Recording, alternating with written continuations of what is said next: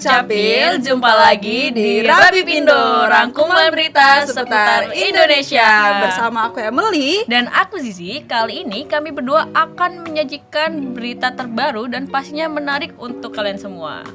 Wah, memasuki bulan Desember nih, ingetin Betul aku banget nih banget. sama holiday di bulan Desember yang pasti biasanya identik sama rencana liburan. Iya sih, betul banget. Akhir tahun ini sudah tinggal hitungan minggu aja nih, bahkan hari ya. Maka waktunya bikin resolusi 2025 nggak sih? Bener. Tapi apapun itu jangan lupa untuk selalu nikmatin prosesnya ya, Sobat Dukcapil.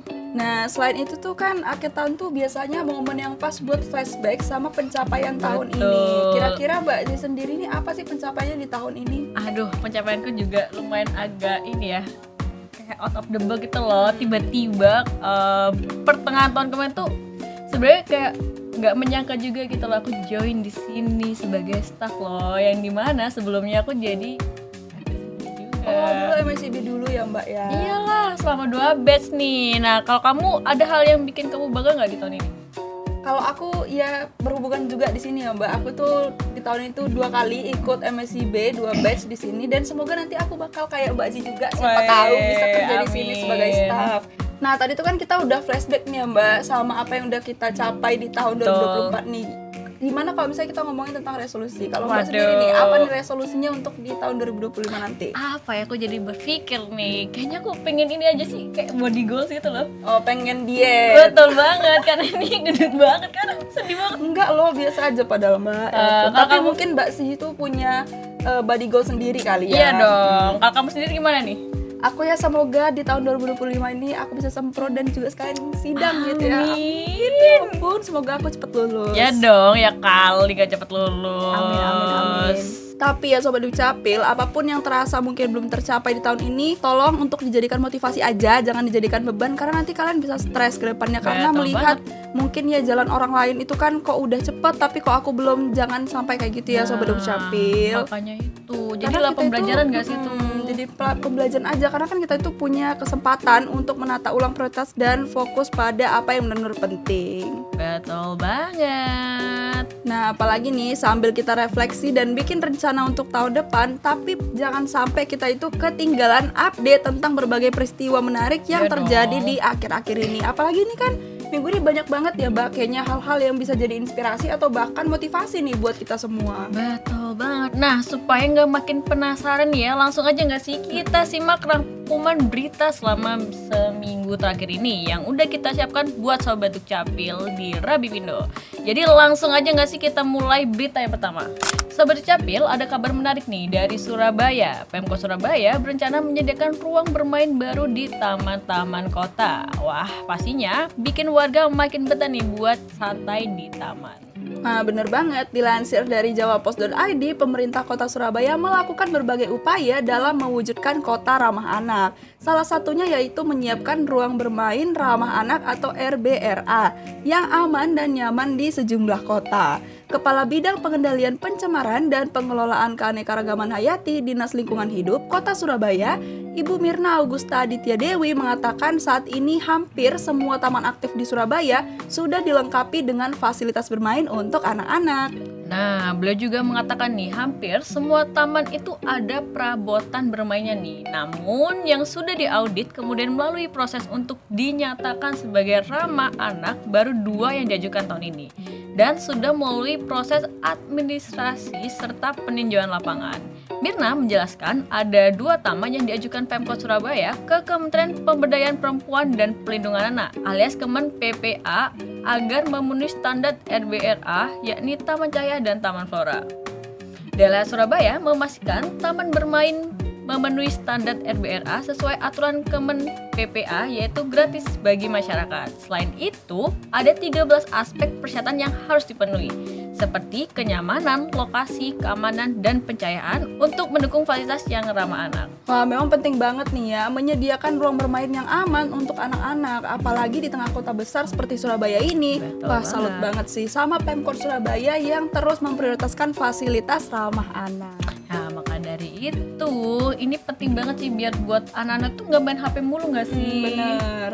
Nah, ngomong-ngomong soal taman nih, siapa nih yang jadi inget masa kecil main ayunan, perosotan di taman? Kayak seru banget gak sih kalau taman ini bisa jadi tempat nostalgia sekalipun kumpul keluarga. Nah, aku juga jadi inget nih, aku dulu juga sering banget main ayunan. Jadi semoga ya makin banyak taman di Surabaya yang memenuhi standar ramah anak. Kita tunggu ya Mbak ya, gebrakan selanjutnya dari Pemkot Surabaya. Betul banget. Nah, Sobat Dukcapil, pembangunan transportasi publik terus dilakukan pemerintah Jawa Timur. Bahkan sebentar lagi light rail transit atau LRT juga akan dibangun di Bumi Majapahit. Mengutip dari jawapos.com, kabar gembira itu disampaikan oleh Wali Kota Surabaya yaitu Pak Eri Cahyadi. Proyek pembangunan transportasi publik tersebut dikerjakan dan didanai 100% oleh pemerintah pusat. Keren banget. Pembangunan LRT ditargetkan rampung pada 2027. Lebih lanjut, Eri menjelaskan proyek pembangunan LRT digadang-gadangkan akan menghubungkan kawasan Gerbang Kertasusila atau lebih dikenal dengan Surabaya Raya. Menurut Bapak Eri, pembangunan LRT selaras dengan rencana strategis nasional untuk mempercepat pengembangan infrastruktur transport massal terintegrasi di Jawa Timur. Wah, jadi nggak sabar nih nunggu LRT di Surabaya. Pasti bakal makin memudahkan mobilisasi kita ya Mbak ya. Betul banget. Karena adanya LRT ini pasti kayak apa ya, mempermudahkan banget lah. Ternyata pembangunan transportasi publik di Surabaya nggak cuma jadi solusi kemacetan, tapi juga bikin kota ini lebih maju. Kita pasti bisa nikmatin hasilnya nanti. Wah, aku pengen sih, cuman kayaknya 2027 nggak tahu deh aku masih di Surabaya atau mungkin di Medan atau bahkan aku udah balik lagi di Surabaya. Kamu harus kerja di sini dong 2027 ya nggak? Amin amin, karena aku bisa deh bayangin gimana enaknya LRT buat keliling kota nanti. Dan ya semoga bisa cepat rampung dan sukses supaya kalian bisa menikmati LRT yang sudah digadang-gadang akan selesai 2027 nanti. Betul banget, semoga proyek LRT ini benar-benar membantu pengurangan kemacetan dan bikin perjalanan kita lebih nyaman ya. Apalagi bisa menghubungkan kawasan Surabaya Raya. Amin. Sobat Capil, ada hal yang menjadi tren di media sosial nih di setiap akhir tahun. Pasti para Gen Z juga pasti tahu nggak sih harusnya ya? Kamu pasti tahu nggak? Apa tuh? Coba sebutin dulu trennya, siapa tahu aku langsung tahu. Spotify Rap. Oh, udah tahu pasti nggak? dong, tahu banget nih para Gen Z. Nah, Spotify Rap merupakan fitur tahunan yang dikeluarkan Spotify sejak 2016 silam. Hingga kini, fitur ini selalu ditunggu pengguna platform Spotify setiap tahunnya. Kampanye yang dirilis bulan Desember ini akan mengizinkan semua pengguna Spotify untuk melihat data kompilasi dari aktivitas mendengarkan musik di Spotify. Wah, ini pasti Gen Z tahu banget sih. Dan tentu aja hasil dari kompilasi tersebut disajikan dalam tampilan menarik yang bisa dibagikan ke seluruh platform sosial media lainnya. Tahun ini udah dipastikan nih bahwa Spotify Rap akan kembali, dan jika sudah siap untuk mengetahui kompilasi data mendengarkan musik di Spotify, cara ini bisa banget untuk digunakan. Nah, gimana sih caranya? Gampang banget. Pertama-tama kalian tinggal buka laman Spotify, nanti akan ditemukan tuh sebuah bagian poster rap. Tekan pilih menu tersebut, setelahnya Spotify akan menunjukkan secara langsung hasil dari Spotify Rap kalian. Mulai dari top genre, jenis musik yang didengarkan selama 1 tahun, total menit dalam mendengarkan musik, top songs, dan juga top artis. Pasti udah pada ikutan gak sih Iya Spotify dong, Rap ini? udah pasti. Seru banget gak sih bisa lihat lagu dan artis favorit kita sepanjang tahun.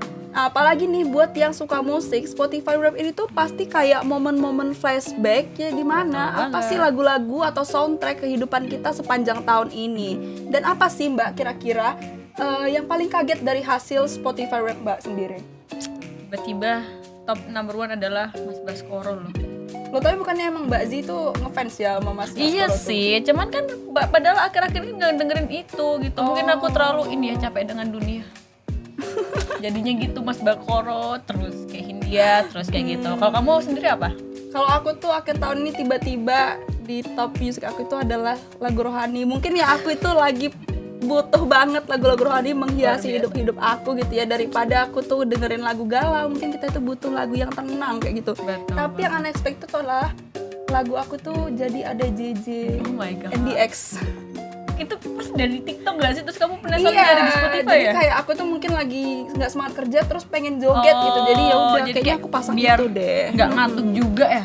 Jadi Iya. kayak langsung Ya jadi Oke, mungkin keren, itu keren. sih genre yang lagi aku sering dengerin di tahun ini. Kalau Mbak Z sendiri ada nggak sih genre yang tiba-tiba jadi favorit? apa ya? Oh ini yang akhir-akhir ini aku lagi berbunga-bunga, lagunya Hi-Fi dong. Oh, genre-genre yang seneng kayak gitu ya, happy. Iya dong, yang happy Kiowo cukup lah Hindia itu awal-awal tahun pertengahan gitu. Jadi kita harus merubah genre, tapi justru genre itu tuh berubah-berubah. Kamu sendiri gimana? Oh, kalau aku ya itu tadi tiba-tiba jadi JJNDX. Oh, emang gitu ya?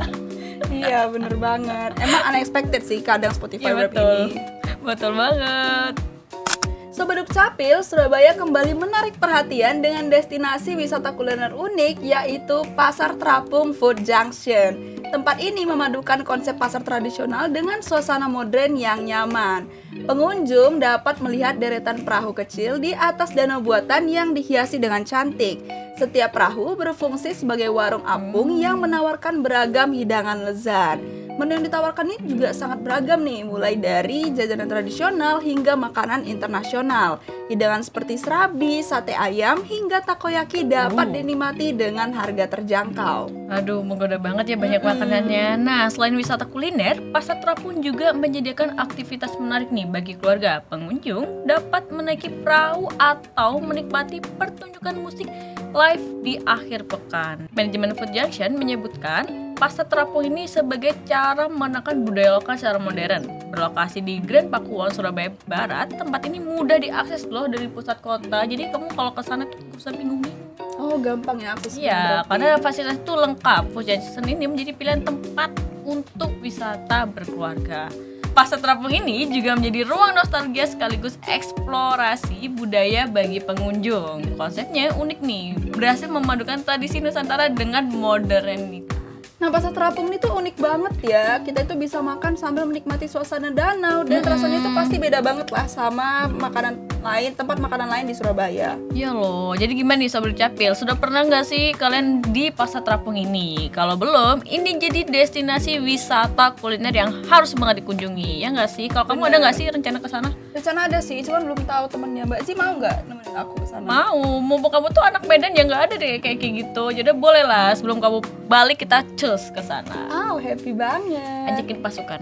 Ya, pasti seru banget sih bisa menikmati serabi, sate ayam, sampai takoyaki di tempat yang penuh suasana tradisional dan modern seperti ini. Wah, aku benar-benar FOMO banget setelah tahu akan hal ini. Gen Z banget ya. Iya, memang. I'm proud to be Gen Z. Oke, baik. Sobat Dukcapil, kabar gembira dari budaya Indonesia yaitu Riok Ponorogo kini telah resmi masuk dalam daftar warisan budaya tak benda UNESCO dalam kategori In Need of Urgent Safeguarding. Dilansir dari akun Instagram indozone.id, penetapan itu berlangsung pada sidang Intergovernmental Committee for the Safeguarding of the Intangible Cultural Heritage sesi ke-19 di Asuncion, Paraguay. Duta Besar Tetap RI untuk UNESCO, Bapak Muhammad Umar yang menjabat sebagai Ketua Delegasi RI pada sidang Komite ICH UNESCO sesi ke-19 menyampaikan rasa syukur dan apresiasi kepada Komite WBTB UNESCO serta semua pihak yang telah berkontribusi dalam proses pengakuan Riok Ponorogo sebagai warisan budaya tak benda UNESCO. Wah, itu berarti semakin penting ya untuk menjaga dan melestarikan seni Reok Ponorogo. Tidak hanya itu sebagai kebanggaan Indonesia, tapi juga simbol gotong royong yang sudah ada sejak lama. Tapi sekilas tentang Reok Ponorogo yang merupakan seni pertunjukan yang berasal dari Kabupaten Ponorogo nih, yaitu di Jawa Timur mencerminkan harmoni antara tari, musik, dan mitologi. Seni itu menggambarkan keberanian, solidaritas, dan dedikasi yang telah menjadi identitas masyarakat Ponorogo selama berabad-abad. Dengan penetapan ini, Reok Ponorogo resmi menjadi warisan budaya tak benda yaitu atau yang disingkat WPTB tadi dari Indonesia ke-14 yang dienkripsi ke dalam WTP UNESCO. Wah, ini tuh jadi bukti bahwa budaya Indonesia, khususnya Reok Ponorogo ini semakin diakui dunia ya nggak sih? Dan sangat penting nih untuk terus melestarikannya. Betul banget, karena pastinya bagus banget ya pengakuan UNESCO ini jadi kesempatan besar nih untuk memperkenalkan budaya Indonesia ke dunia yang lebih luas. Wah, semoga dengan pengakuan ini lebih banyak lagi generasi muda yang tertarik untuk belajar dan melestarikan seni tradisional nih seperti Reok Ponorogo. Betul banget. Nah, Sobat Capil, berita tadi menutupi Rabi Pindo episode kali ini. Semoga informasi tadi menambah pengetahuan teman-teman seputar berita terkini Admindo. Biar teman-teman gak ketinggalan informasi, ikuti media sosial kami di bawah ini ya, yaitu di Dukcapil Surabaya. dan IG Swarga Loka, jangan lupa. Sekian Rabibindo episode kali ini, aku Zizi Dan aku Emily pamit undur diri. Selamat beraktivitas dan sampai jumpa di episode berikutnya. Bye.